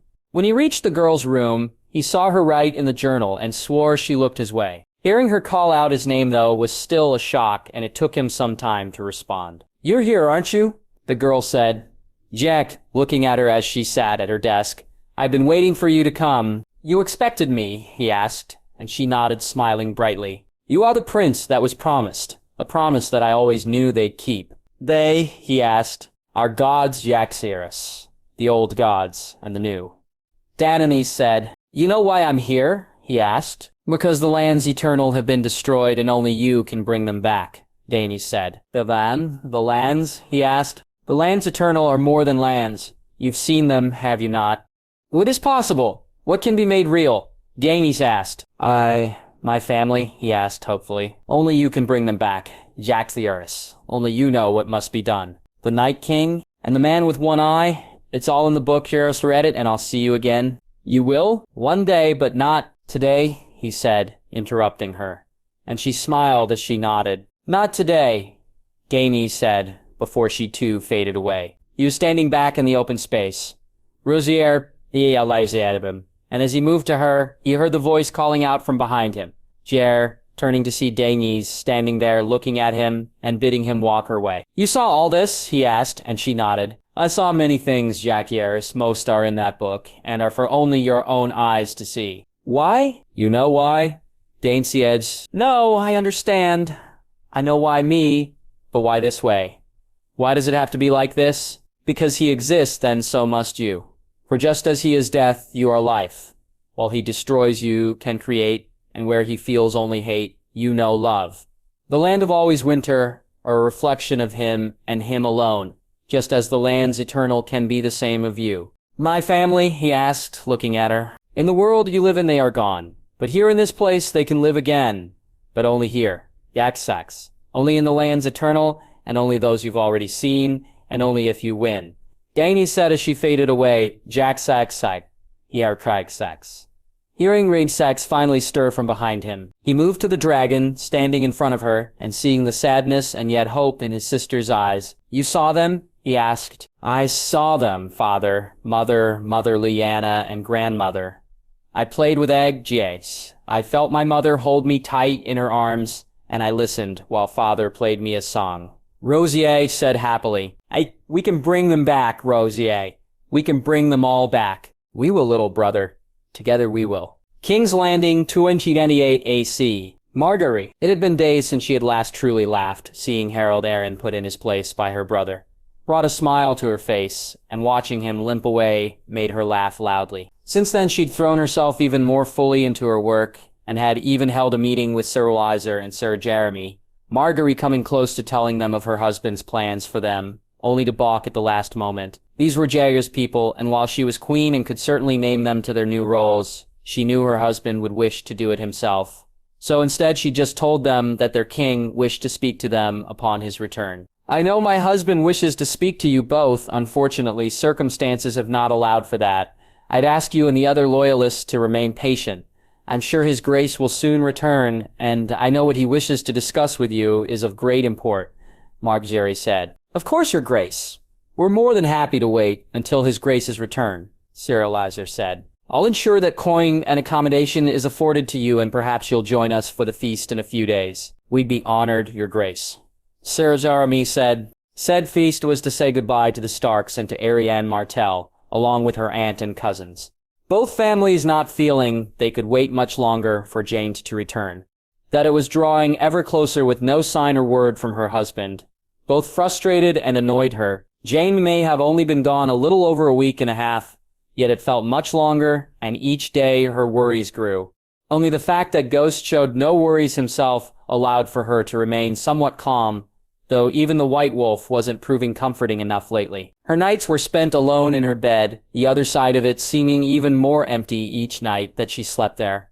Ghost would rest at the end of it or sometimes by her side, and she welcomed having him there, but more and more she felt the need to be just held. She missed her husband's touch, the feel of being in his arms and of being held while she slept. Marguerite had found herself staying up later and later so she didn't have to go to bed alone, trying her best to tire herself out so she'd fall straight to sleep once she did so, only to find that didn't actually work out well for her either. She sat at her desk going over more paperwork and readying for the day ahead. Later she had a meeting with the High Septon, she would hold petitions, and she had promised to speak to Daenerys. Tyrell Baratheon would also be heading off to take control of the Stormlands, and Marguerite wished to meet with Ser Ros to get the measure of the man before Ser Barristan officially welcomed him into the Kingsguard. They'd put it off for almost a moon already, and only that Lord Jan had needed to stay for so long had kept his son in King's Landing too. Sir Richard, your grace, Mira said as Marguerite bid the Master of Whispers enter. Your grace, Sir Richard said a moment later, and Marguerite told him to take a seat. Sir Richard, she asked, confused when she remembered. They had no meeting planned, and then just as quickly as she thought of it, the worry then hit her. Jedier? No, your grace. I bring news from the Shields. The Iron Fleet has been defeated. Sir Richard said. How bad were our losses here? She asked. Minimal, your grace. It was as complete a victory as we could have wished for. Euron? She asked, and he shook his head. The silence sailed away, your grace. Sir Richard said, though he didn't seem as worried by this as she was. It was truly a complete victory, though. It was your grace. Over half the Iron Fleet has been destroyed or captured, and the rest is limping back to the Iron Islands. Thank you, Sir Richard. We'll inform the council later today. Is there anything? She saw Ghost rise quickly to his feet and felt him pull on her dress. Marguerite doing likewise as she and Sir Richard followed the wolf to the balcony. Seeing Rain-6 fly slowly in the air worried her for a moment, until she saw that the dragon seemed almost weighed down. When she looked to the dragon's back and saw her husband and that he looked unharmed, though she breathed a huge sigh of relief. Marguerite, turning to see Sir Richard, looked just as relieved as she was. Inform the Kingsguard and have them ready, the carriage, she said. Sir Richard moving quickly from her to do as she bid. Marguerite stood on the balcony watching as the dragon slowly flew to the dragon pit, her hand rubbing Ghost's neck as she felt her anger begin to rise. Her relief was true and still present, and her happiness would normally be something that she'd allow burst forth. She was angry, though, and for now, at least it would seem, all her other emotions were dwarfed by that one. Marguerite turned and walked from the balcony, hoping that she could hold that anger in, at least until she and Jay were alone. The ride to the dragon pit was a short one, and she'd been joined by Jaime, who'd come running as soon as he heard. She'd had to be firm and to tell the others they could not join them. Sansa and Arya Stark were not happy with her, nor were most of the rest, but the procession would have been far too large otherwise. As it was with her and the hand of the king, the Kingsguard, and the Royal Guard, it wasn't exactly small. When they reached the dragon pit, Jaime helped her out of the carriage. He'd ridden inside with her, and yet neither had said a word along the way. Both perhaps sensing the other's mood, and Marguerite could clearly see that Jaime was just as angered as she was. She looked towards Rains to see Jay unfasten what looked like large bags of something or other, and spread around them. She saw what looked to be saddles, 3 of them by her count, and she wondered where he had gotten them. Moving her eyes from them to her husband, she saw that he was looking her way, and yet he had not made a move in her direction. Marguerite wondering if he was reluctant to do so, knowing what sort of welcome would be awaiting him. Shall we, Lord Jaime? She said as she, Jaime, Arthur, and Barristan all walked towards Jaime Marguerite. Seeing Ghost come out from behind Rainix and then walk past Jay to her side. As she moved closer, she saw that they were indeed saddles on the ground, and it was what looked to be the hilts of swords and other things sticking out from the half-dozen bags that lay scattered nearby. Each of them looking to be full, had heavy and were a normal trip that her husband had been on, then her curiosity would have gotten the better of her. Given how long Jay had been gone for and how he had gone about leaving, it was anything but, and so her attention was soon turned to him. He bore no marks, and if anything, he looked stronger than he had the last time she saw him. His eyes were alight, and what she'd assumed to be reluctance on his part was clearly anything but. That he was smiling warmly at her showed he was glad to be back, and yet his lack of concern for how he'd be received annoyed her. Your Grace, Jaime said, his tone one that showed his own annoyance. Jaime said, smiling still as he moved to her. Jade, she said, trying to sound as neutral as she could, and finally she saw his expression falter. My queen, Jane said, moving close and kissing her cheek. Marguerite briefly hugging him and then moving away, just as fast when he began to relax. We should get back to the Red Keep. There are others who wish to see you also, she said, and she saw him nod. The change that came over him then was one so sudden and caught her so by surprise that she almost dropped her annoyance to ask if he was well. Jane's smile was gone from his face, and even the slim piece of worry and concern that she'd seen there when he'd realized just how angered she truly was had gone as well. Instead, the man who stood before them all was cool, calm, and more in control than she'd ever seen him. It was as if he'd been putting on a mummery and had played a role, and the role he was playing now was that of a king. It discomfited her and forced her mind to go more into worry than annoyance. "I wish these things to brought back to the Red Keep. See that it's done," Jaime said as he walked past her. Usse and the Kingsguard, and then past the carriage also. Sir Arthur moving quickly to his side. Margaery looked on as Jaime said something to one of the royal guards and to Sir Arthur, and before she or Jaime had a chance to react, Jay and Arthur had mounted their horses and along with Ghost were riding out of the dragon pit. "See to my husband's request," she said, turning to walk back to the carriage. Jaime hurrying after her as others set about to do as Jay had bid. This time her ride in the carriage was anything but quiet, both her and Jaime letting their anger free as they both spoke about Jay and all that he had done. By the time she reached the Red Keep, she was fuming and she passed people in the courtyard, corridors and halls, barely noticing them as she almost stormed to her rooms. That he had come here at least stopped her from having to go and look for him, and when she saw Ghosts, she swore the wolf motioned with his head that Jay was in their bedchamber. Margaery walking in to see her husband, half-dressed as he looked around for clothes that she'd had moved and had actually forgotten about. King's Landing, 298 AC. Satin. He looked down at Loras as he slept, and round his fingers almost drawn to his face, Satin moving his hair from his eyes, and just watching his love sleep. Though they were at odds, both he and Loras had done their best to keep it from as much of their life together as they could. Succeeding and failing in equal measure to both of their chagrins, their time together had been in some ways stop-start, parting far more than any of them wished, as their duties often took them in different directions. Since Jay had taken the throne, though, they had spent more time together than not. The parting then not something they had even thought about, and only in the last few weeks had the reality of it reared its ugly head once more. Tyrion wished him to serve him in Dorne, to be his squire, and then to take up a position in his household when he was finally knighted. That he'd be a knight who served a prince was far higher than he could have ever dreamed. He'd rise and was the very best offer that he'd ever receive. Dorne too held its appeals.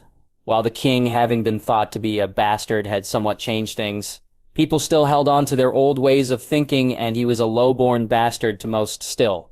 In Dorne, bastards were treated differently, and people would look more at his position with their prince consort and not at the fact that his mother had been a whore. It was a new life in more ways than one he was being offered. Yet looking at Loras as he slept, it was to the old one that he found himself wishing to cling to. They'd fought and made up. They'd cried, and they'd not spoken to each other for days, only to find themselves in each other's arms, apologizing profusely, all with a decision yet to be made. Satin knew he'd never feel for someone how he did for Loras, and that he'd never be given an opportunity like the one he had been by Tyrion. "Sleep, my love," he said, kissing Loras's forehead as he quietly got up from his bed. He dressed quickly and quietly and made his way from his room. The dawn had not yet broken, and the Red Keep was quiet and still. Ever since Tyrion had asked him to come with him, Satin had found himself on these early morning walks. Loras was very much like the king, and did his own thinking with a sword in hand, and while Satin had gotten far better with one in his own, he could not do both. Fight or think, that was his choice when he stood in the sparring yard, so no, when he wished to think, he walked. Stepping out into the cool night air, he nodded to the guards and walked down the stairs, laughing that it was to the sparring yard. His walk had taken him this morn, Satin strolling through it and welcoming its emptiness and quiet. He could take a role here. Loras would see that he got one, and he knew the king would do so too, and he could rise somewhat high. In time he'd be knighted, and yet he'd always be a bastard born from a whore, and the higher he rose here, the worse that would be, and the more he'd be looked down for because of it. "What is you up this fine early fucking morning, Bronn?" he said, turning to see Tyrion's sworn sword walking his way. "Aye, it's fucking me, so what the fuck are you doing up this early?" Bronn said. "What are you?" he asked in reply. "Me, I'm just going to bed," Bronn said, laughing. "What?" "I've been busy. Dorne has some fine women, but there are none like those at Chadier's." "There must be brothels in Dorne," he said with a chuckle as he sat down on the wall. "Aye, countless, and unlike those in this fucking place. Dornish women don't value their maidenheads, as if their cunts are made of gold." Bronn said, laughing as he offered him the pouch he held in his hand. Satin drinking and then coughing when he got the taste of it. This isn't wine, he said, handing him back the pouch to more laughs. Who the fuck said it was wine? Bronn said, taking a large swallow of it and offering him another, which Satin shook his head at. They sat there for a few moments, Bronn drinking and the two of them looking to see the sun was beginning to come up. He got on well with the man despite his coarse nature. Satin, having seen and dealt with coarse men before, Bronn was a strange man. On the surface, he was one who couldn't be trusted, and yet he was as loyal as could be when he wished that they both, in essence, worked for Tyrion, meant they had something in common. And more than once, the man had said a word or two to those who had tried to run him down, Satin not sure if it was because they worked for the same man, that Bronn liked him, or that he really didn't like these uppity cunts, as he called them. You'll not find any answers out here, you know, Bronn said as he finished off what was left in the pouch. Answers? He asked. That question you have in your head, lad. You'll find no answers to it out here alone. I don't know what you're talking about, he said, turning so that Bronn couldn't see his face. Sure you don't, Bronn said, laughing. He was about to get up and leave, to walk away so he'd not need to have this conversation with Bronn of all people, when he felt him grab his hand. Satin looking at him as he placed his hand on his chest and told him to sit. My mother was a whore. My father. He could have been one of those cunts that roams those fucking halls for all I know. Just like you, I was born low, and look at me now. The sworn sword to a dragon-riding dwarf who's soon to be Prince of Dorne. I can name a king a friend, can call upon a prince and princess, and soon I'm to be lord of my own keep. In Dorne people call me Sir Bronn, though I've not been knighted. Women smile at me, and men step out of my way. Here, only those with something between their ears do either. And most of these cunts have nothing but air between their own. Looking at him, he could see that Bronn wasn't finished and that he may not like where he was going with this little speech of his. Men like you and me, we get very few chances to rise, Satin. When you're born the son of a lord or a knight, they come along often, but when you're born the son of a whore and a cunt, not so much, and when they do, you've got to grab a hold of them and hold on tight, because these cunts, Bronn raised his hands and pointed behind them to the Red Keep.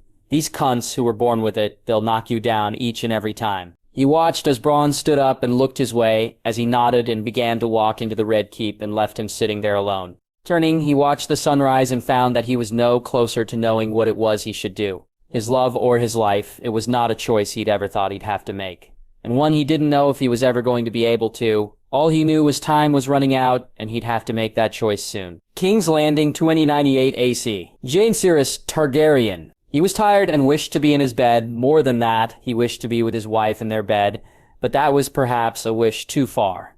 That Margaery was angry and annoyed with him was something he had expected and was in a way ready for. Even that she was more than justified in that anger was something he'd have no issue with, but he was tired.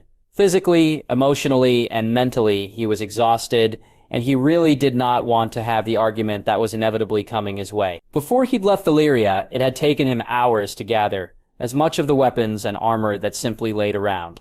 What he'd come to realize was a Valyrian version of the Dragon Pit, as he could. Jay quickly seeing just how stupid Maegor and those who'd come after him had been, even had he not understood that dragons needed to be free and that they needed to be allowed to fly where and when they wished, then Valyria would have proved that to be true. After he'd gathered the weapons into piles, he'd gone and found what seemed to be sacks, though the material was unlike any he'd ever seen before. He'd filled them and then found himself drawn to the 3 saddles, Jay asking Rhaenys, who said that she could carry them all. She could, and she did, though their flight back was longer and harder because of it, and she'd needed to rest many more times. Jane trying not to think of what had happened in Essos and instead undressing and waiting for his wife to return. He'd been wrong to leave her and Jaime in the Dragon Pit, but he was in no humor for a dressing down, and certainly not one in public. Opening the cupboard to find clean clothes, he found that there were none of his there, quickly moving to the next, only to find his clothes nowhere to be seen. He turned when he heard her walk into the room. Her anger was clear on her face, and yet she looked to his eyes just as beautiful as ever. Where in the 7 hells have you been? She asked him angrily. Where are my clothes? He snapped back. No, you don't get to question me, not after what you've put me through, not after leaving me here alone, not after lying to me. I never lied to you, not truly, he said, his voice a little softer. Where have you been? She asked her own voice.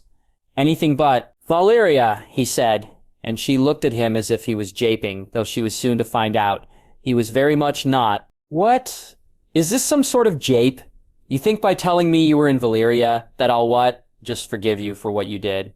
I'll worry so much that I'll let it cloud what else it is that I'm feeling. If so, you're very much mistaken. Yaxley, yes. Targaryen, she said, glaring at him. I intended to travel beyond the wall to deal with Bloodraven. Rhaenys had other ideas, better ideas, he said with a soft smile. How in the seven hells is Valyria a better idea? Going beyond the wall was foolhardy. Going to Valyria was... Do you really care so little for me that you'd risk yourself so?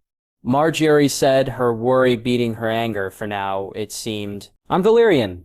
Going there is of no risk to me, he said, trying to reassure her. It didn't work at all, he quickly found. You risked yourself enough by leaving, you hadn't recovered enough to fly, and that you did so in secret showed you knew it to be true. Why, Jay? Why could you not have told me what your plans were? She asked as he moved to her. I didn't wish anyone to stop me, to talk me out of it, or to convince others to do so, he said as he reached out. Marguerite shrugging away his hands when he placed them on her shoulders. So, instead, you lied.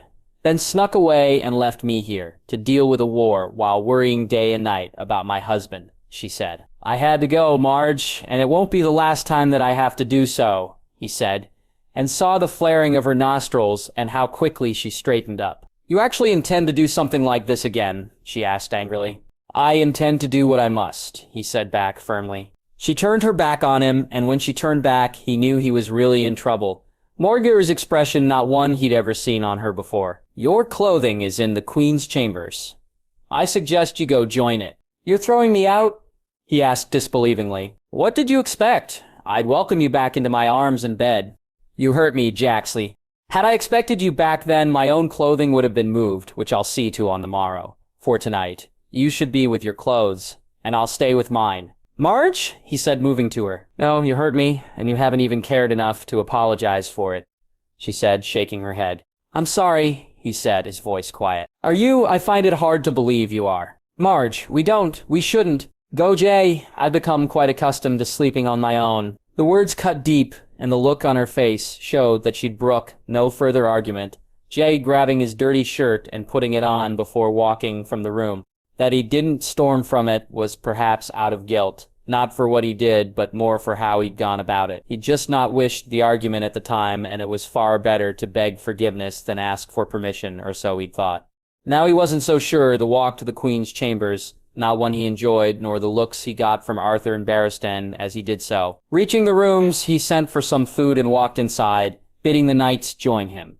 Jay not speaking until the food had come, and he'd eaten, and then he was ready for their own anger to be aimed his way. It never came. Instead, Sir Barristan seemed more disappointed, and Arthur was still feeling more relieved about his return. I'll not do it again, Cyrdas, but I'll not be told what to do. I'll take advice and hear your opinions. But the crown is mine alone to wear. There are things I must do and do alone, places I must go where only I can choose who follows. This is the way of things, and so the choice before you is simple. Accept it or hand back your white cloak, for while my wife may be able to deny me, you can and will not, he said. Our job is to protect you as well as serve you, your grace. Sometimes the one conflicts with the other, Sir Barristan said. On those occasions, sir, it is for me to decide, and not you which you're to follow, is it not? He said. It is, Barristan replied. Then I give you my word that I'll not lie to you again. Do I have your own that should the need arise, you'll accept my judgment? Of course, your grace, Barristan said, and he nodded. Arthur, I'd stay a moment. Thank you, Sir Barristan. Perhaps you can see to my wife. Your grace, Barristan said with a bow before turning to leave. He waited until Barristan had gone and bid Arthur sit, ready to tell him what he'd seen and what he'd done. I understand your own anger, Sir. It's different than Sir Barristan's, but just as true, all I can say is that where I went, you would not have been able to follow, and that I'll do all in my power to not have the need to do such again. Where did you go, your grace? Arthur asked. Valyria, Arthur. I went to the land of my forefathers, and while there I spoke to my family, he said. Spoke? My father asked me to thank you, Arthur, for doing what he himself could not. My mother, too, bid me tell you how grateful she was for all you've done. The next few days will be strange and wondrous, Arthur. You will hear things that will have you and others question whether I'm my grandfather. Come again, but I will show you things that will leave you in no doubt that I'm not," he said with a smile. "Your Grace? It's time for songs to be sung and changes to be made. Soon you and I, along with some others, will have a long trip to make and a man to finally kill. A war is coming, Arthur. The only war that matters, the Great War, and when that war is won, I'll sing a song for the ages. Your Grace, my mother and father told me that I was the prince that was promised, that I would bring the dawn, and that one day my song would be sung.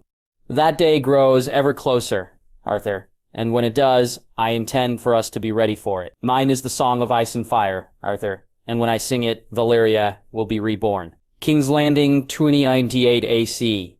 Jaehaerys Targaryen. He spent most of the night sitting on a chair by the bed, almost as if he was forcing himself not to actually get into it.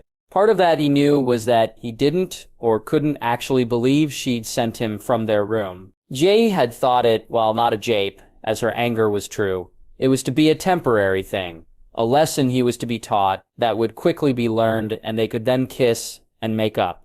So at first he had refused to get into his bed as he waited for Margaery to come to her senses. Then as it got darker outside, and it began to look as if she wasn't going to, he had refused out of principle. Now hours later he was tired and still hadn't given in.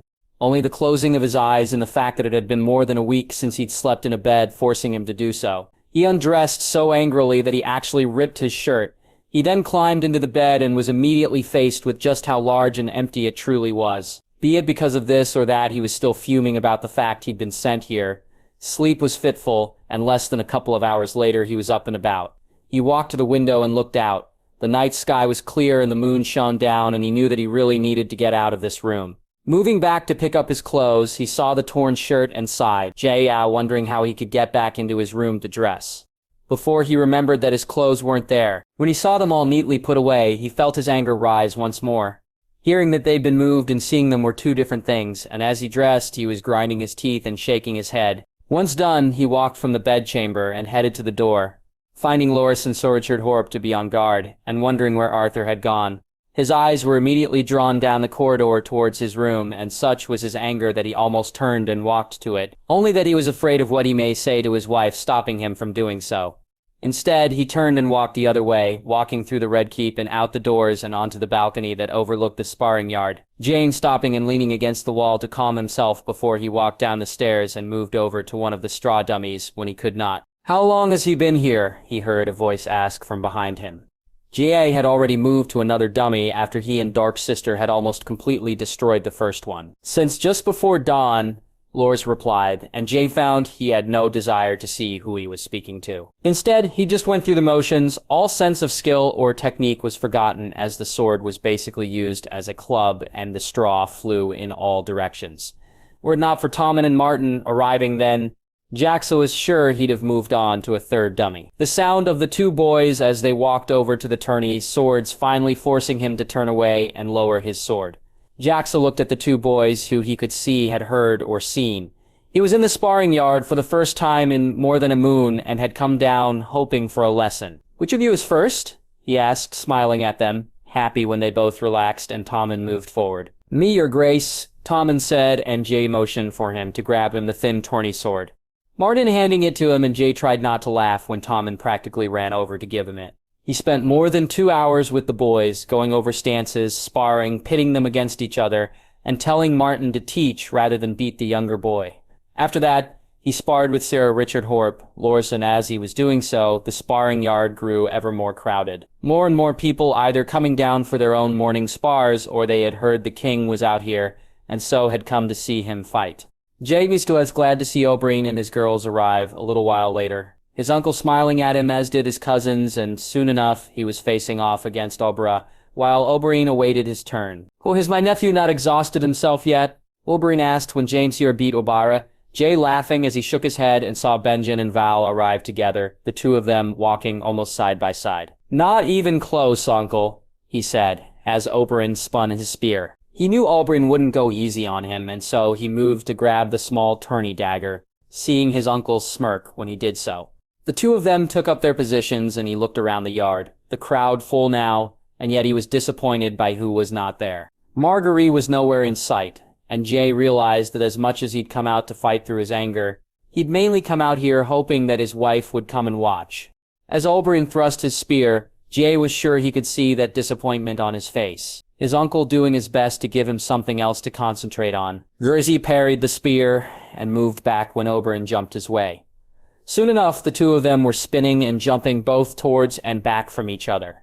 Jay's ear more than once being inches away from being taken to the ground as Oberyn swung low, trying to take his feet from under him. As for himself, the thin sword felt heavy in his hands compared to Dark Sister. His swings were slower, and the fatigue was finally kicking in. In the end, it was that, and the fact that, even on his best day, Oberyn was a challenge, and then the sight of his wife finally arriving that cost him the match, and almost an eye. Jay glancing up at the balcony instead of at the spear in front of him, and only that it was blunted, and he moved his head at the last moment, saved him from worse injury. "Nephew?" Oberyn said his worry clear as he threw down his spear and moved towards him. "I'm well," he replied, as he knelt on the ground, and held his hand to his side of his head, where the blow had caught him, the blood spilling out from the wound and soaking into the handkerchief he held to it. "Get the Grand Master," Oberyn said, kneeling beside him before moving Jane's hand from the wound so he could see it. "It's only a scratch, Uncle," he said, and Oberyn nodded, though he looked worried still. When he helped him to his feet, Jay turned to tell all those there that he was barely hurt, and that it was nothing for any of them to worry about. Looking up to the balcony, he expected to see his wife's worried expression.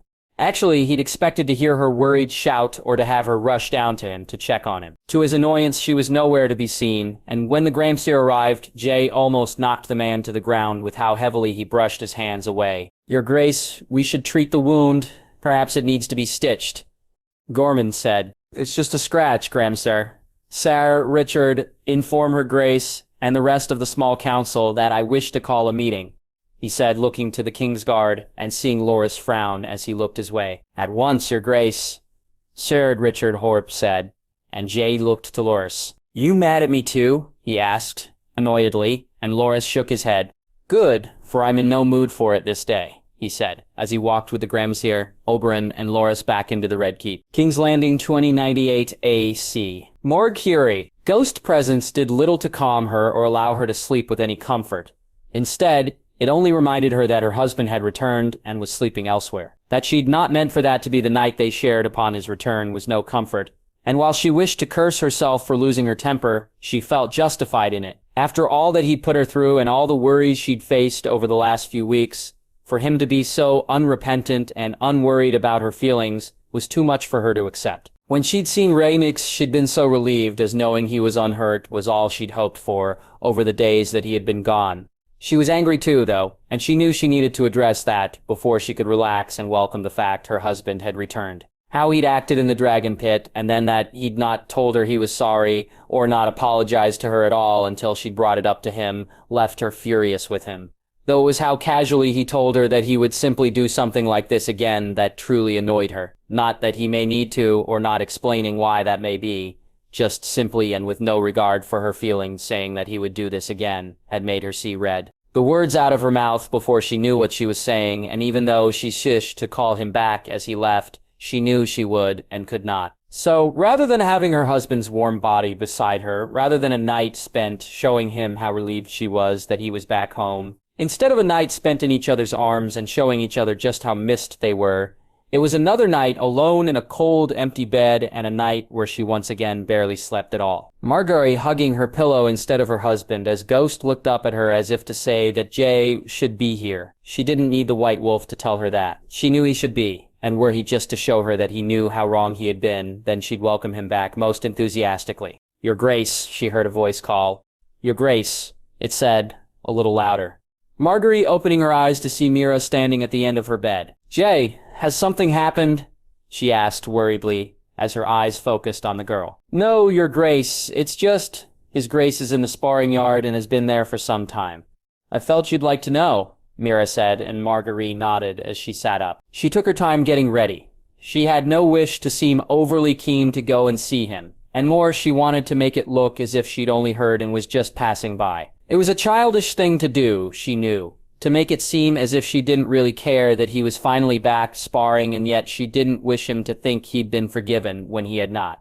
When she was ready, Mira and Aelinor joined her. Sansa was not on duty until later that day. The three of them, along with Sarah Barristan and Sarah Walder, made their way to the doors that led out to the balcony that overlooked the sparring yard. Margaery, finding herself as excited to see her husband in action, just as she always was, that a large crowd had formed was no great surprise, and she moved with the knights and the girls to stand at the wall, making it just in time to see Jay and Oberyn ready to face off. She tried not to think the thoughts she was having as she watched her husband move. Whether it was that she'd spent so much time alone in her bed, or that he was sparring again, her thoughts went right to where she didn't wish them to.